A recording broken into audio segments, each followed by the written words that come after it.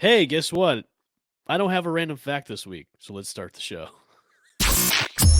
Turn up your volume. Because you're about to listen to The Sick Podcast. Raise Rewind with Buschman and Drew. Jansen. That is into center field. Here comes Kiermaier. Phillips has tied the game. Arose Arena coming around. Throw home. Now he stumbles. But the ball gets away. Tampa Bay wins it. Brett Phillips, game 4 hero. The sickest Tampa Bay Rays podcast. It's gonna be sick. And welcome everybody, and welcome back into the Rays Rewind podcast, the sickest Tampa Bay Rays podcast in all of the land, presented to you by the Sick Media Podcast Network. What's up, everybody? It is the great Buschman, and with me, as always, is Drew. Welcome back for another new episode. Of course, we are on YouTube. Make sure to go to our YouTube channel at The Sick Podcast, Rays Rewind. Hit the notification and subscribe bell to get us more followers and get new episodes when they drop. You'll get notified with that little notification bell. So that's great. Drew, it's been a while. I've been away from the show, and and now we're back, and the Rays are the same. Frustrating yet again. But as we record this podcast, they are up 4-3 on the Boston Red Sox going into the top of the ninth at Fenway. So hopefully they can hold on and take a series win from the Red Sox, even though they could have had an opportunity to win last night's game in extras. So we have a lot to unpack. Yeah. Where would you like to start? Well, do you want to start with the Yankee series real quick, and then if you want to, if you will remind me about it, I mean, sure, I guess we can talk about that. That Yankee series where we could have taken the series from the Yankees, but instead that our bullpen stinks yet again, and we can't hit worth a damn. Is that what that Yankee series you were talking about? Yeah. Well, it seems like that's exactly what we were saying. The first Yankee series, right? We won 2 or 1 of 3, right? Lost 2 of 3. Felt like we could have won. Yeah, really all 3 of them. And I know the score at the end of Sunday's game was a little misleading. And really, you could look at it both ways. It was, the Yankees were up by many runs for most of that game. Yeah, except for that one half inning in the 7th. I think it was the 7th. 6th or 7th, with the grand slam by Jose Siri and all that. But it was a frustrating. There were some positives, right? Taj Bradley looked great. He looked great again tonight against the Red Sox, second start back. It was good to see Jose Siri connect on that hit. He needed that in a really bad way. I'm trying to think who was it's escaping me. Who was Tyler Alexander on Sunday that kind of got blown up? He did great getting through 6 like he did. It was disappointing to see him do that poorly considering how well he pitched in Yankee Stadium. But again, he's not somebody that I expect that kind of high level performance every time he goes out. I was really impressed with how Taj pitched. I mean, he looked great, sharp.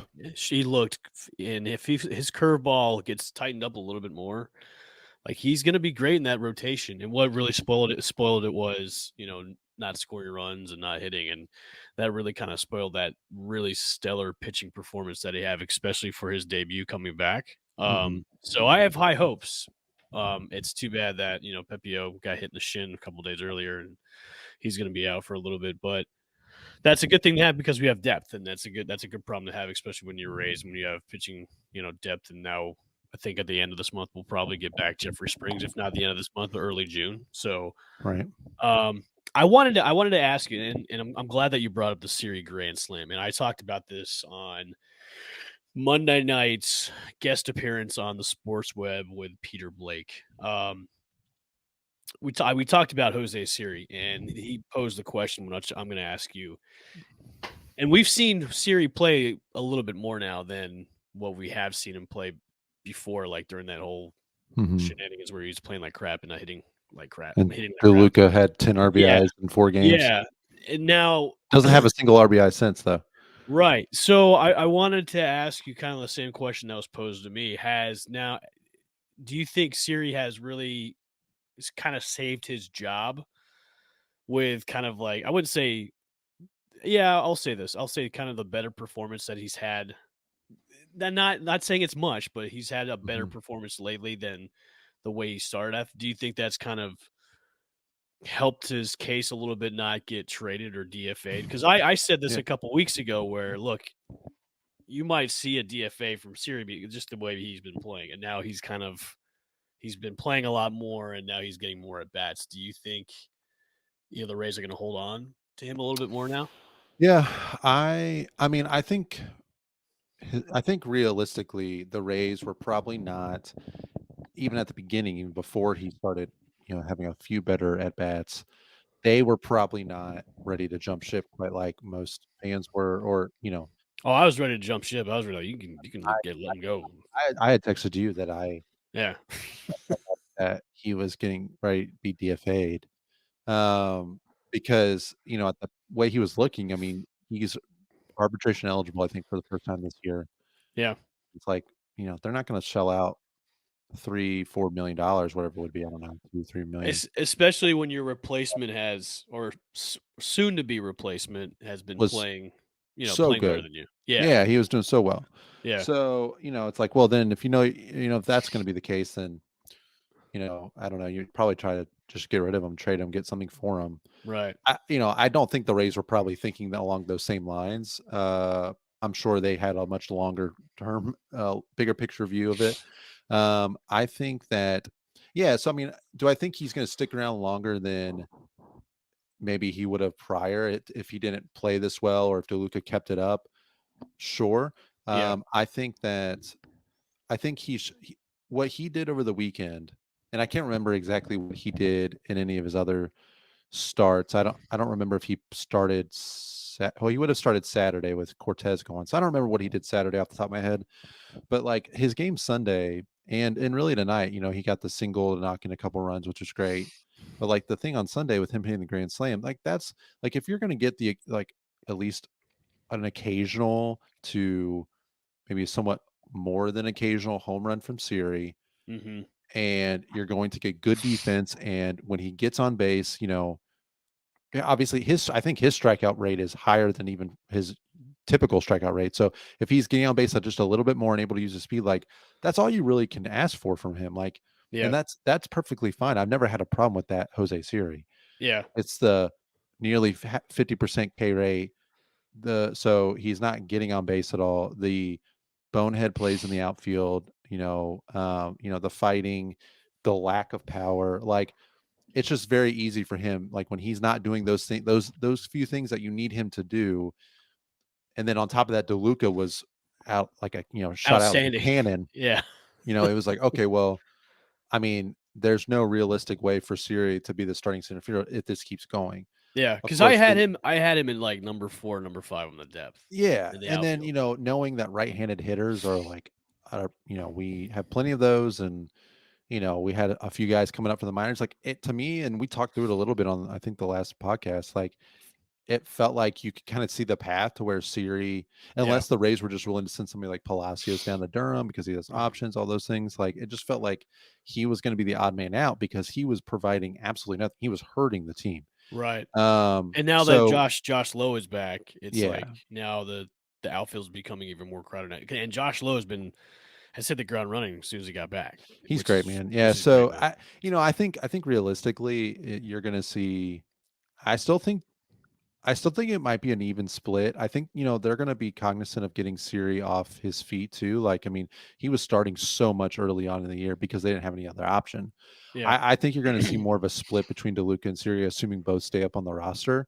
Because DeLuca can also just play all three outfield spots, Yeah. which obviously you're not going to see Siri in right or left. So, I think you're going to see both of them in there, certainly against lefties, but, um, I think was it yesterday? There was a game not too recently that I think against a righty they both played maybe. So, I think it's gonna be an I even think they split. pinched hit DeLuca. DeLuca came in and pinched hit, Okay. I think. So, The most telling thing for me was without Siri and how bad he was playing was when they pinched hit Harold Ramirez for him, or they brought in Harold Ramirez to pinch hit for Siri, Mm. um, when it was like the 6th inning, and the game was very close, and it was for a right-handed pitcher too. It wasn't even a lefty, and it kind of showed you what they thought about Siri's bat at the time. Now, I don't know if you were watching tonight's game, but they talked about on Sunday Randy Arozarena was looking at the iPad,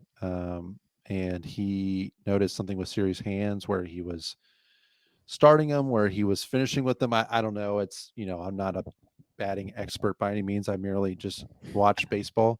But apparently something he noticed on the iPad that he went to Jose Siri to talk to him about.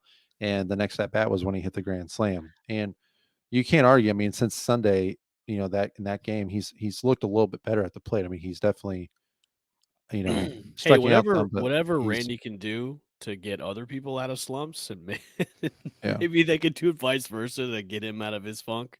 Which I yeah. mean, he's Randy's slowly getting there. I think.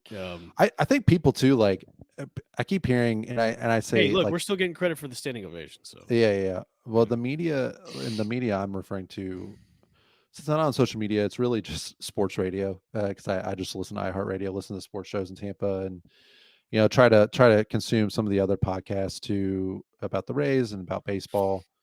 And it's like Randy literally had a terrible month. So his average was so bad that, like, yes, I know he's still hitting a 160, but like it's going to take him like 2 to 3 months of really good baseball to get back into like a respectable 200 something average. So, like, I would much rather just look at Randy's stats May on, and I realize the average is still a little bit lower than what we want, but obviously the power is there. He's been crushing the ball. I think for a time, like, he had 8 hits, and they were all extra base hits in the month of May. So, as far as I'm concerned, and the fact too that he last night and against Pavetta and that fastball, that high fastball, obviously he was looking for it and cheated on it, but he hold on. All right, Rays just won it. all right, Pulled out good, the win. sweet. The fact that he hit that fastball, which is the pitch that has been killing him, all season, he just wasn't catching up to the fastball. It was the fastballs in the zone he just wasn't getting to. I Honestly, think what he's doing is making yeah, adjustments. Because if he's he's looking there. at the iPad and looking at other guys' swings, I'm sure he's looking at and critiquing his own. And maybe, hey, look, I'm really happy with Yandy. Yandy's been now kind of starting to heat up and hit the ball better than what. It's weird because the two guys that we thought were really anchoring this lineup of started off slow, and now they're slowly starting to creep up again. So I Mhm. can, I can forgive an April if you're going to be consistent throughout, May beyond. You know what I mean? Yeah. So if Randy starts to pick up steam and is making an adjustments and is going to be streaky, like we all know Randy Arozarena. He's a streaky hitter. Mhm. That's his mo. So if he starts to be a streaky hitter in the second half, I'm more than happy than to forgive that April. And with Yandy too. I mean, if Yandy's going to be consistent throughout the whole rest of the year, I can forgive the first month of April. Because I mean, you also got to look at it too. Like the Rays, even though they played atrociously throughout the first month of the year, Mhm. They stayed in it with the amount of injuries that they had and the amount of like crap play that they were doing through the month of April. So I Yeah. give them credit. Like, hey, you stayed around 500 with the amount of mistakes, and the bullpen was just beyond terrible, and nobody's hitting the ball like well. Like they're still in it. I mean, Mhm. now they're in the heart of that middle of the AL East right now, not sitting at the bottom like they were. So, Yeah. um, I mean, I'm looking at Yandy's May splits. He's hitting 327. He's already got 2 homers in this yeah. month, 8 RBIs. I mean, He's raised his that's average up. I mean, yeah, I mean, I want to say that's like, great. yeah, I mean, that's exactly 7 strikeouts, 3 walks. Like, that's what he's got, a OPS of 883 now. So that's exactly what you would expect from Yandy from the jump. hmm Maybe a little higher average than what, I don't think people are like, he's got to hit 330, but I mean, that's certainly the Yandy Diaz that we saw last year. yeah, Randy, now, listen, I get people. I'm going to go off. I don't want to go off on a tangent. I have some thoughts on how fans, including Rays fans, talk about Randy, but I mean, the average is 205 for May, which isn't great. That's not his average, right? I don't remember. I have to look to see what he's hit in the past years, but it's like 260 maybe. I'm Mhm. just pulling that off the top of my head. I don't know for sure. Um, so the average is low, but in comparison, so he played 30 games in March and April, and he's only played 12 in May. And I don't know if this counts tonight's game. I don't know if it updates that quickly, but he's already out homered his last month, right? So he had 3 homers in March and April. He's already got 5. He's matched his RBI total. He's already got 3 stolen bases. He's almost matched his walk total from the last month, and a few days in March, with 9. He had 11 in March and April. OPS is 943 with a 591 slugging percentage. So again, the average is there. So he's not getting 2-3 hits a night, but if he's on pace for, 8 to 10 home runs this month, like, I'll take that. I don't care Yeah, if he's hitting I'll 200, take it like, too. and he's walking at a pretty good clip. And like, that's, to me, like, Randy, that's perfectly acceptable. I have no problem with how he's played. Like, people that's look at his average and see 160 and say, oh, he's slumping, like, he really is just not back yet. He's not put it together. I would argue the opposite. I know he's had some games where he's gone over 4, a couple strikeouts. Yandy went over 5 last night, didn't do anything. Like, Randy, to me, is, I really think, and I know we talk about the standing ovation, and I know, like, it's depending on who you listen to, like, some people are maybe, joke around about it or whatever, but, and not saying this is the reason, of course. It's It's, definitely the the reason. work he's putting in. It's It's definitely the definitely reason. reason. Definitely the Definitely the reason. reason. Yeah. But since that game, I mean, that's when the power surge kind of has started. So I'm not saying um, that it's the reason, but I'm just saying it might be the reason. yeah. Um, And correction, the Rays play the Red Sox one more game, which will be the 4th game of the 4-game yeah. series. So chance Well, to they get out there with at least a split, so I'm happy about that.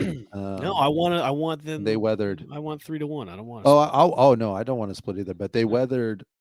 They weathered. Honestly, the 2 games that they won is probably the 2 toughest pitchers that they've got this series. So Because after you leave Boston, you're going to go play Toronto for 3, and then that's look. yeah, Take and they're automatically going to have the pitching disadvantage for 2 of 3 of those games. So, because I think they got to play Bassett and Gossman. Yeah, that's going to be a tough one. Even though they're struggling, but it doesn't matter. They always play tough against the Rays.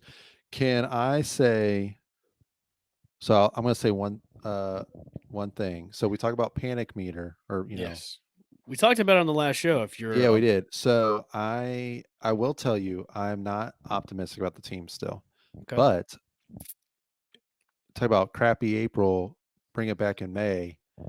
I am officially not panicked about the Rays bullpen anymore. Okay. Officially not panicked. I know they had a slip up in, was it? They had a bonehead play last night where Yeah, Rodriguez thought to go yeah. to make a double So play instead of going for the runner at home, which yeah. I mean, Well, let's go back. Let's go back to the Yankee series. Armstrong, it wasn't his best series. He had what I think was he gave it the bullpen does this all the time. I feel like the Rays, they do this. They'll keep a game close for 8 innings, and then it's like, then they'll give up another insurance run or 2 at the end, and then they put a rally together. And it's like, man, it'd be great if this was still a 1-run game and not 3 or 4.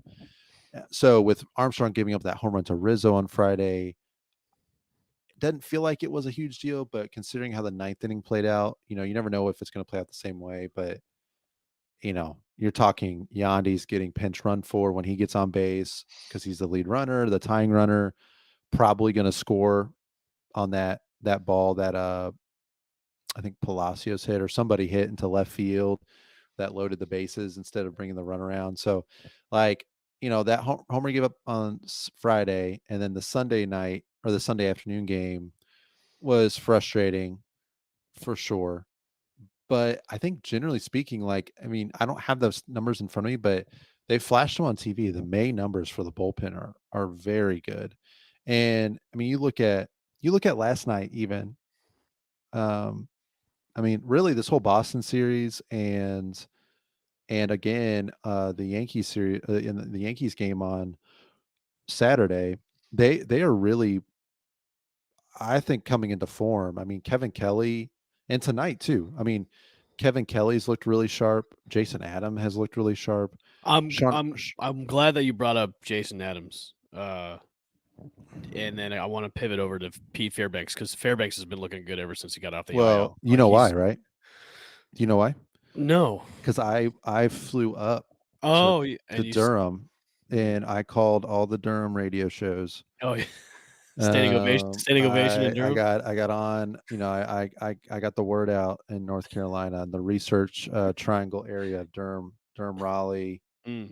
or Durham, North Carolina, and got the word out. So there was quite an ovation for Pete, both in both of his appearances up in AAA. So Okay, obviously all he right. was able to bring that down. We need a shirt for you that says "Standing O." Yeah, standing up. Standing O. Yeah, But I no, go wanted to ahead. ask No, you go about ahead. Jason. About are you comfortable with him kind of being the pseudo interim closer, or would you rather still have it by committee? With Jason, Yeah. honestly, if I'm getting both Pete and Jason at their best, I still want Pete being the closer. I mean, like Yeah, I want, tonight, but I think with how they're kind of easing Pete back into it, yeah. I to me, to me, I'm still kind of iffy because of the way he pitched before he went on the IL. It's like I need more than just a sample to size to to get you back games. in that spot. You know what I mean? Right. I would tell you that I'm totally fine with closer by committee. Like it to me, if the heart of the order is coming up, like I think tonight was a good example. They put Pete in the eighth. And I don't think Yeah. it's necessarily like they don't trust Pete to close out the game in the ninth. But you're Look, talking about if you give me Pete in the eighth and Jason in the ninth, or flip flop it, I'm yeah. okay with Oh, that. Like absolutely. you can make them co closers if you Yeah. wanted to put I it that mean, way. I think we were seeing too when Pete was out some, they were bringing Jason in and earlier than the ninth just because of where they were in the lineup. Like I'm totally fine with that. I think that as long as they're both pitching well, I don't think it matters. Like I think they're both so good that it what doesn't matter who is the actual quote unquote closer getting the save. Mhm. I mean Pete's looked real good. I mean, the last two appearances that he's had, well, three, because he pitch? He pitched last night too. Yeah, he did. So he's had three really strong appearances And now. his velocity's back. His swagger's back on the mound. Yeah, Like his he's crazy eyes are his back his too. control's back. I mean, he got out of the inning tonight. I think he threw 6 or 7 pitches, including a strikeout. So Yeah, like and he was hitting he's 99. yeah, and he Yeah, he just was looks hitting up more there. like himself. So Yeah. I don't know what it was. I mean, I know they said he had a nerve thing going on. I think he just mentally needed a reset. So I think it was like a combination of the nerve and plus whatever was going on personal too. Because yeah, I heard some yeah, things about there's some personal stuff going on with his family that kind of was potentially, and that can messing. obviously have an impact. Oh yeah. I'm officially not. I realize the bullpen could go out tomorrow and blow the game up in epic proportions, but I really am not concerned about because they're starting to consistently go out there and put up zeros, where it felt like the bullpen was coming out and it was just like putting gas to you know gas on a flame, right? Gas in a Yeah. fire. Like you're just making the matter worse. And you know, I realize like again, Maton gave up a homer to Devers tonight. I mean, honestly, it was a ball below the zone that Devers just went and got because Devers is really good and he hit it to the deepest part of the park. I mean, come on. Like that's not because Maton was a bad pitcher tonight. They're going out there and really, I think, starting to be the bullpen that we expected to see. Armstrong came out. I don't know if anyone noticed except me because I'm weird, but I saw that I think he shaved the goatee immediately after Sunday's game or the mustache. He had a Mm. mustache and then he immediately shaved it after Sunday's debacle. Eflin did he's got that mustache now. Yeah. Well, So Sean got rid of whatever they're his. doing, it's changing the way they're After the blow up playing. against the Yankees, Sean got rid of his and Good. he's looked great. So like you look at the bullpen now, you got Fairbanks and Adam looking really sharp. if Maton, Kelly, and Armstrong right there, like that's the big key. Like if those guys can consistently go out and throw zeros, which they've been doing this month, and I realize Sean Armstrong had a couple rough moments against the Yankees, but like if those guys can go out and then you have a guy like Manuel Rodriguez, who I realize there was that play last night, which we can talk about a little bit, but he's looked really good. I mean, the guy got through one inning, he got through a really tough considering what happened in that inning with the botched double play or the botched play at home.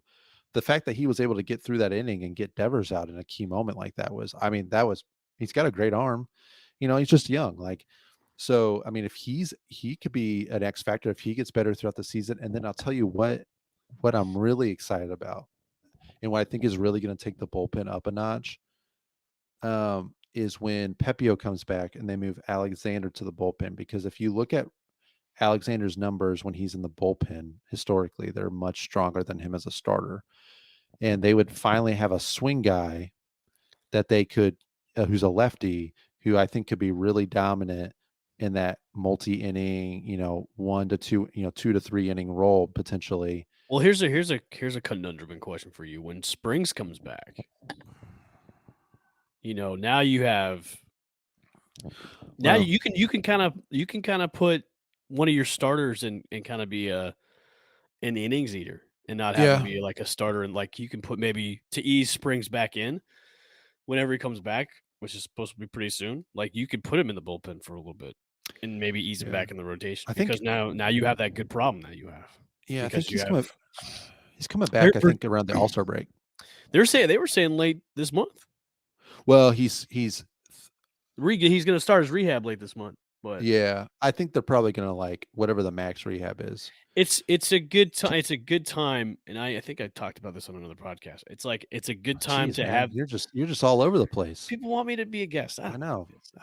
Well, they can't get a hold of you because you're not on social media. So that's I'm like right. I'm on they the gotta call. They got to go through you. They got to reach out to you and say, "Hey, listen, we want Drew."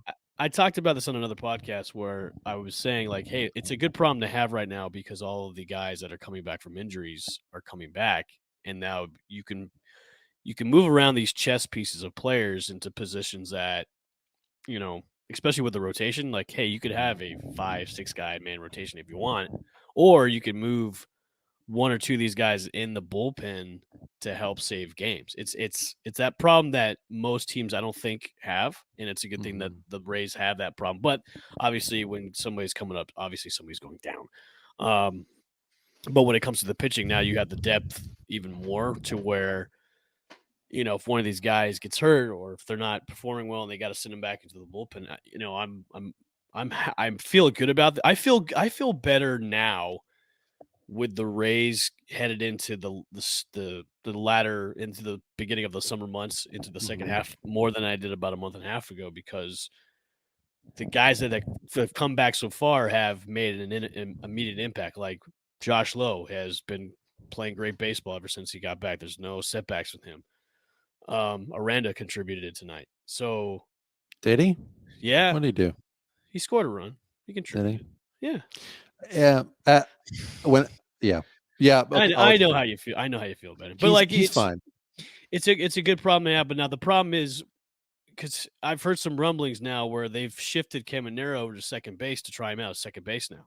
Oh man. So Evan, you're gonna get me going.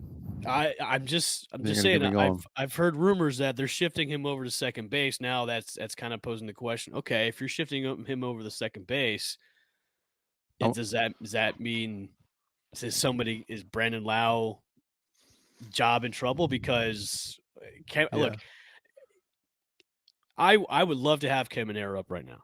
He is just destroying the ball in Durham right now. In AAA, like it's been a seamless transition from single A to like he hasn't missed a beat, except for when he got injured, but that's it. Other than that, he's been just destroying the ball and playing well. So now the Rays have a question to ask themselves is when are we going to say it's time? Well, I want to congratulate the Rays for being the only, well, now they're 500, so I can't say under 500, but for being the only 500 to under 500 team in baseball history that has a consensus top 2 prospect in baseball who's crushing AAA I mean, it's competition and crushing the ball. who provides literally the thing that this team lacks Yes. and power. They are Power. one of the worst power teams in all of baseball.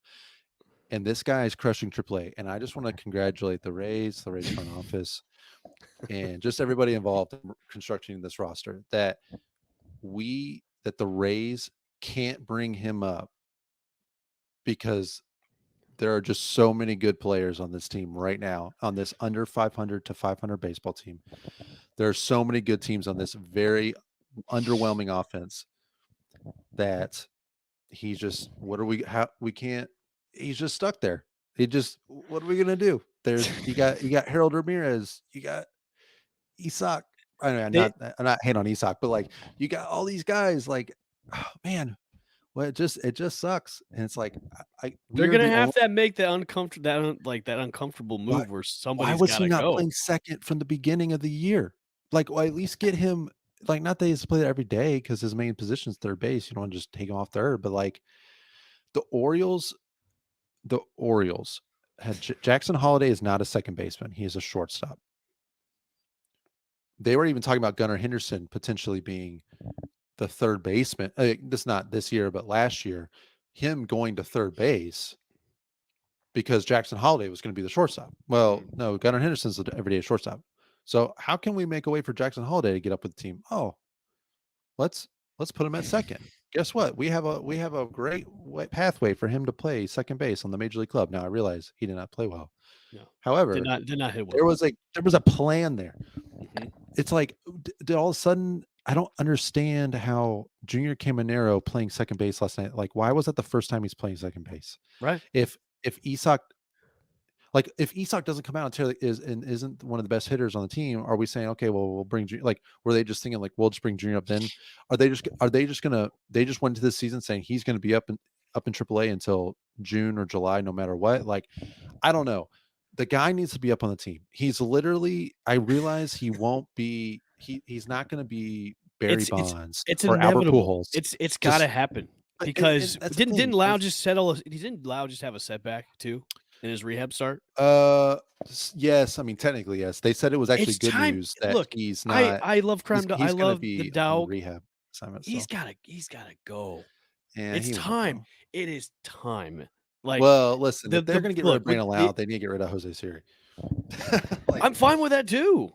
I'm fine with that. At least Brandon's a second or a left-handed. They tried the experiment with Curtis Mead at second base. That didn't pan out. Now you're making them like, look, I think it's coming because look, if they decided to say, hey, let's try him at second. Well, you got to trade him though. Who? Brandon. That's fine. I don't mind. Give me a washer and dryer and a pair of nickels. I'm okay with that. But like, if the Rays organization did a ha-ha moment where they go, he can play second too. Let's try him out at second and see what happens. Now that's a pathway.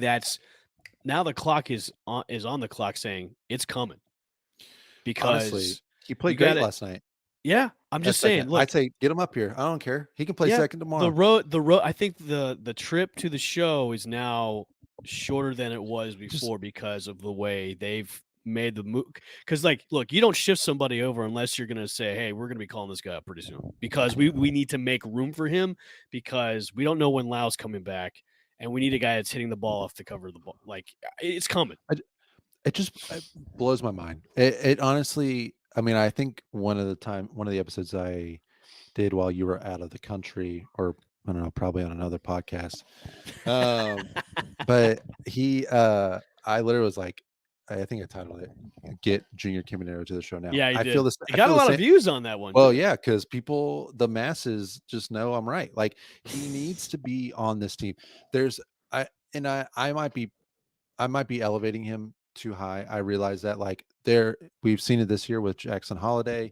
I mean, all the other Jackson trio on Milwaukee, like, he's hitting 215 at the bottom of the order, but he signed a long-term deal with them, so he's staying on the team.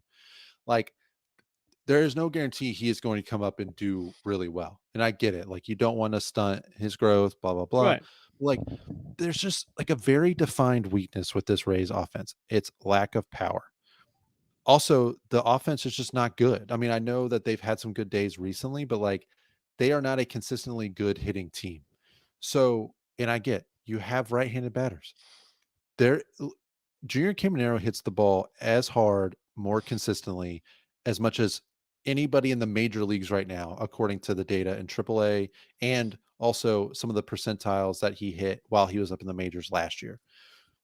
He literally fills the power void so well. Like, and even if he doesn't come out and hit a bunch of home runs to start his first season, like they are going to know, teams are going to know he can hit the ball a really long way. He has shown it at every level, Where would you including put the him in the major lineup? league. Where would you put him in the lineup? I put him number one. No, I'm just kidding. I He put did. him in. He I'd did put him lead in the off number. in the game. He hit his first homer, his only homer last year. I'd put him in the number 3 slot. Yeah, he hit leadoff that day. That was the last day of the season, I think. But I'd put him in no, number 3 because then you could drop down. Is a Rosarena hitting third more now? It depends. They hit Because I him think that third would take today. a. I He think hit if you brought him up and you he put hit him in third that. last. He hit second last night though.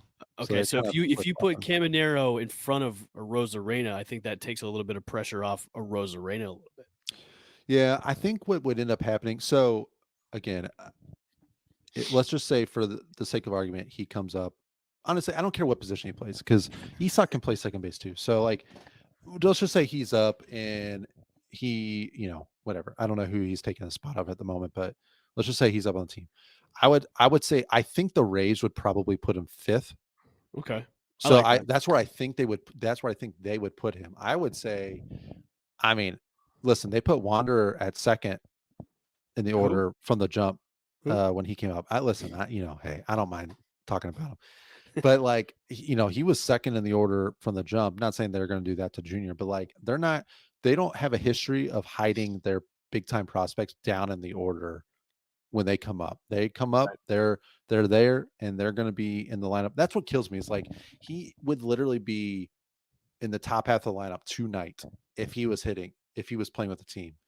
But supposedly he's got to work on a few things. His fielding's not quite like our He can infield work is on not that in the our majors. infield is not full of Yeah, I gold don't glovers. Like there is no, in my look. mind, And the thing Isak is, is an too, average third baseman Drew. The in the thing is, field. too, if you bring him up and if he doesn't like do well, like Jackson Holliday does, you just put him back down. Yeah, I and mean, I realize they hate doing that. Like, I know and they that's hate not doing that, something, but like like you don't know until that you actually put him up and see what he does. I know. And I'm looking at like Isak's fielding. Everybody, I keep hearing, oh yeah, Isak, they love him at third base. Like, you can't move him. Why not? Like, why Yeah, why can't we not? move him around? Like, there is no one on this roster outside of Josh Slow or Randy Rosarena that, and I guess you could say Isak in the sense that like he's obviously not taking Isak's spot on the roster. Right. That Junior Caminero should not, like, oh, and Yanni, sorry. But like those five guys, that's your top five in your lineup every day. Like, in my mind, like Harold Ramirez, Jose Caballero, and I get like, I don't know who he put, like Ahmed Rosario. Like, I get it. Like, they're doing great. It's been great. But like, these are not people that should be log jamming up, The and top holding up prospect, the top prospect. like Yeah. basically the top prospect in baseball when it's not like he's struggling. Right. It's mind blowing to me. And I get that they're way smarter than me. So I'm acting more on emotion, and I'm sure it all makes Listen, sense. we're only podcast But hosts that I mean, watch unless it's just watch the race. a service time manipulation thing, and that's all it is.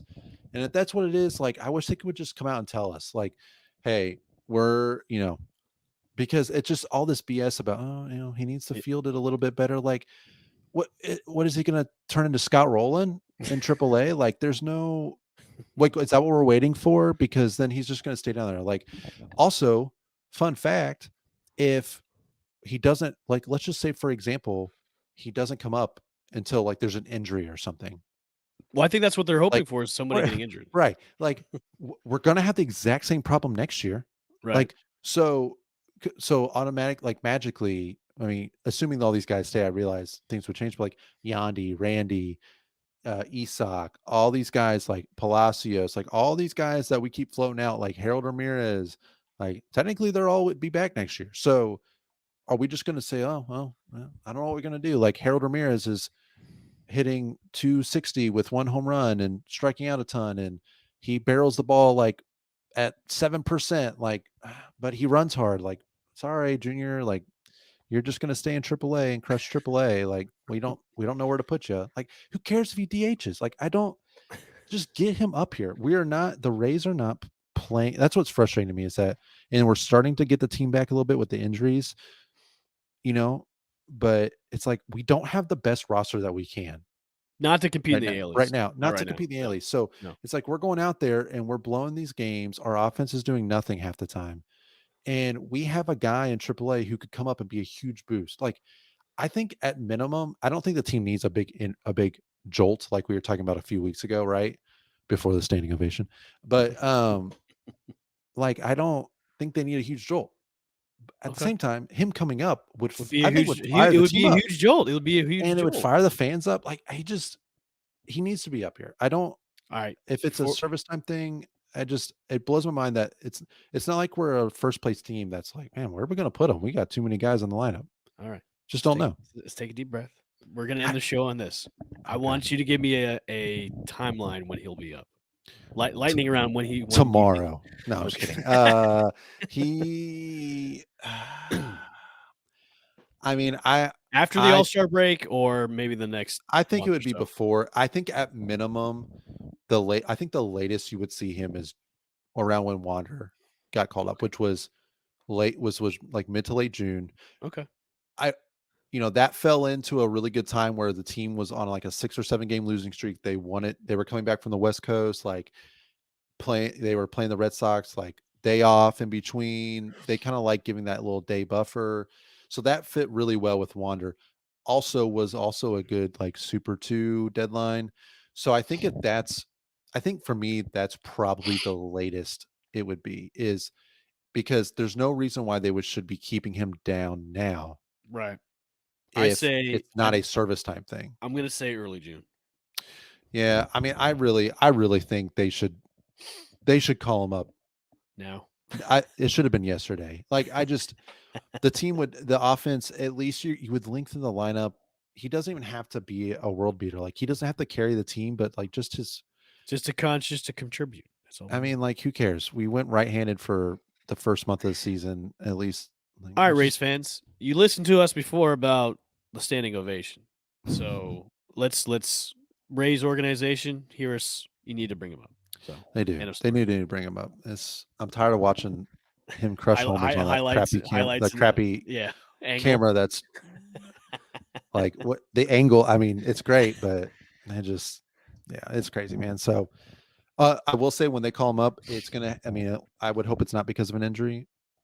I do think that it would be almost impossible to call him up without at least making a really tough decision on.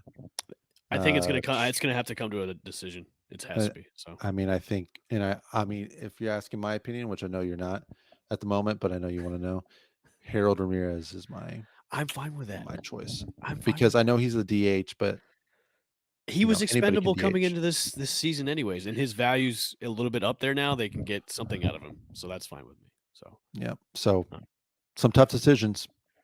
Tough decisions coming, and Junior Caminero is coming soon, so we'll see. Should be. All right, guys. Well, thanks again for joining us again for another episode of the Rays Rewind podcast, the sickest Tampa Bay Rays podcast in all the land, courtesy of the Sick Podcast Network. Make sure to go to our YouTube page at the Sick Podcast Rays Rewind. Hit that subscribe and notification bell when new episodes drop. We will see you again on the Rays Rewind podcast. See you later. Bye. And that's a wrap. Hope you don't miss us too much until next time. Follow the Sick Podcast Rays Rewind with Buschman and Drew on YouTube, Google Play, and Apple Podcasts.